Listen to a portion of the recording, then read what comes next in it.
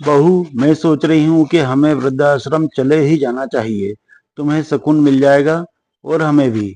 Gas पर चिड़ी हुई दाल के भगोने को कलछी हिलाते हुए कमला जी ने अपनी बहू मीना से कहा तो वह आश्चर्यचकित हो गई। चेहरे पर उसके ऐसे भाव आए जैसे किसी ने उसे काले पानी की सजा सुना दी हो। कमला जी के दो बेटे थे। उनके पति एक कस्बे के सरकारी स्कूल में हेड मास्टर थे। उन्होंने अपने बच्चों को शिक्षा के साथ साथ अच्छे संस्कार देने की भी पूरी कोशिश की थी, लेकिन शहर की हवा कहो या समय का प्रभाव, दोनों बेटों ने शिक्षा तो ग्रहण की, पर संस्कार नीलबटा सन्नाटा थे। फिर बड़ा बेटा अनिल कनाडा पढ़ने के लिए गया तो फिर लौटा ही नहीं, पलट करके भी नहीं देखा। उसे कनाडा तक पहुंचाने के लिए उसके पिता ने किस किस से कर्ज लिया था और वह चुकता हुआ या नहीं।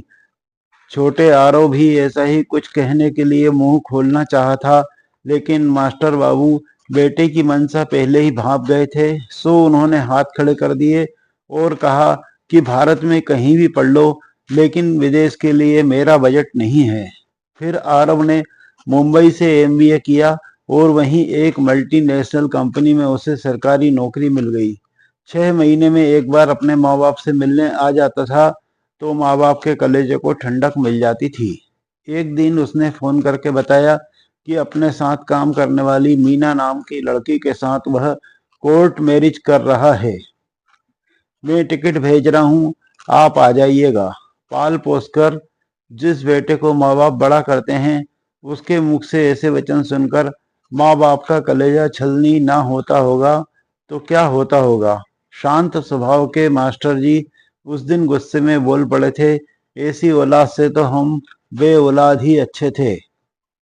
शुभ शुभ बोलिए, कहते हुए कमला जी ने अपने मास्टर पति का गुस्सा शांत करने का प्रयास किया था और बेटे द्वारा भेजे गए टिकट प्राप्त होते ही दोनों प्राणी बेटे को आशीर्वाद देने मुंबई चले गए।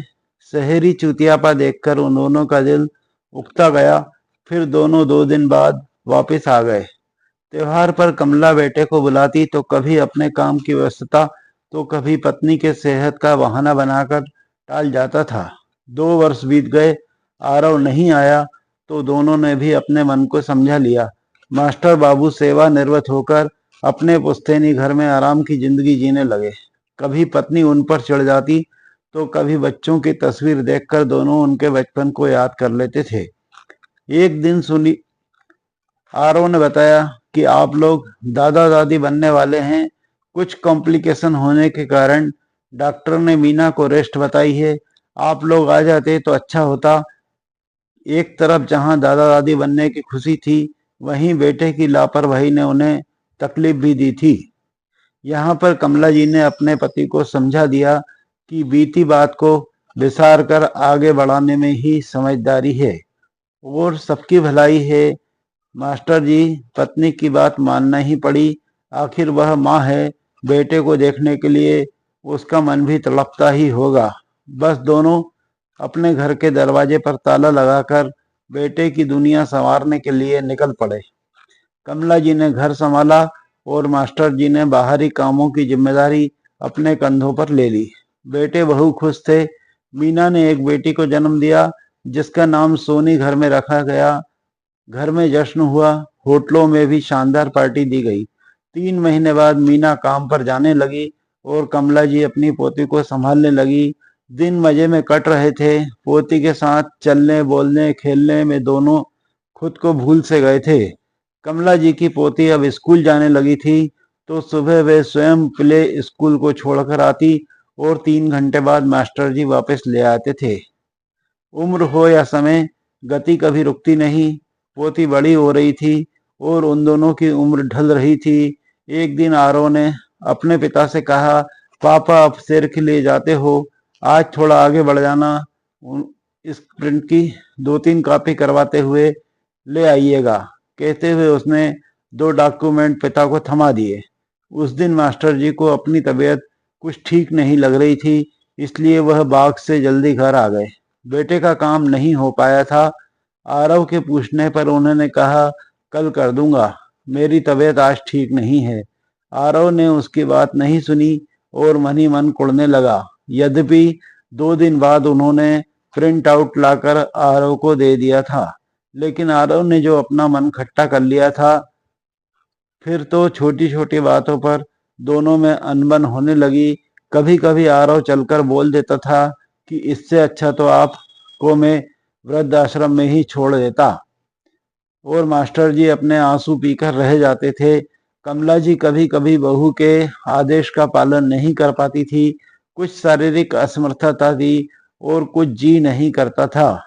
तब उन्हें भी यही सुनाया जाता था कि इससे अच्छा तो आप लोग वृद्धाश्रम में ही रह लेते। कमला जी खून के आंसू पीकर रह जाती थी। एक दिन दोनों बैठे शाम की चाय का लुत्फ उठा रहे थे।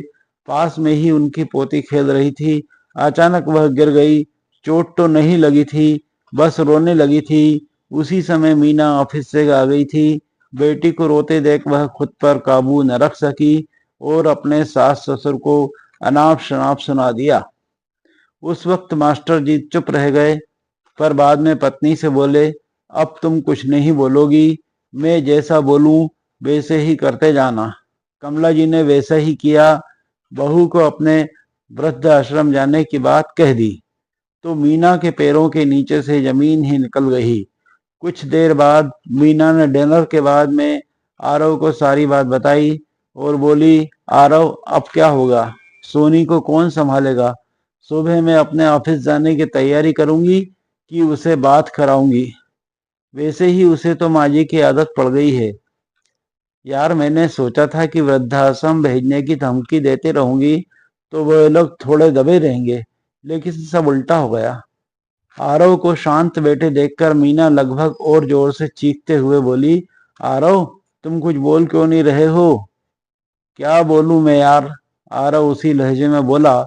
मैंने भी तो यही सोचा था कि बीच बीच में इनको वृद्धाश्रम बेचने का डोज देकर अपना काम निकलवाता रहूंगा, लेकिन माँ ने तो जैसे पासा ही पलट दिया।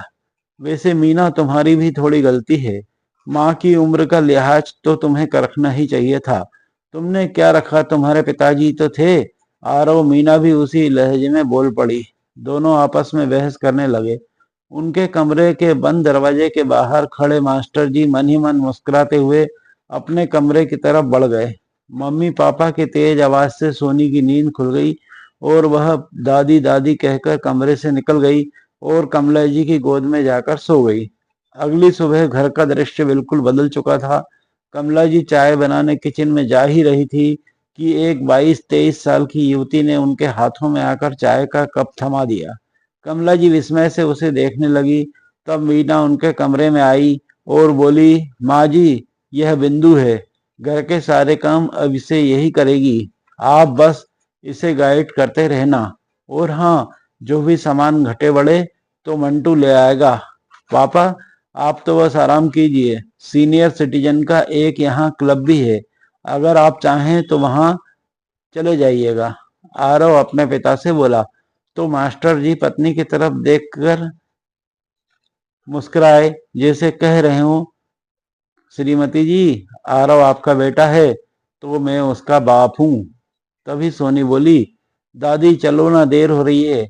कमला जी अपनी पोती को स्कूल छोड़ने के लिए चले गई और मास्टर जी सैर करने के लिए निकल पड़े। ना हाथ में कोई थैला था, ना मुट्ठी में कोई सामान की पर्ची थी, और दोनों स्वतंत्रता पूर्वक अपना जीवन जी रहे थे।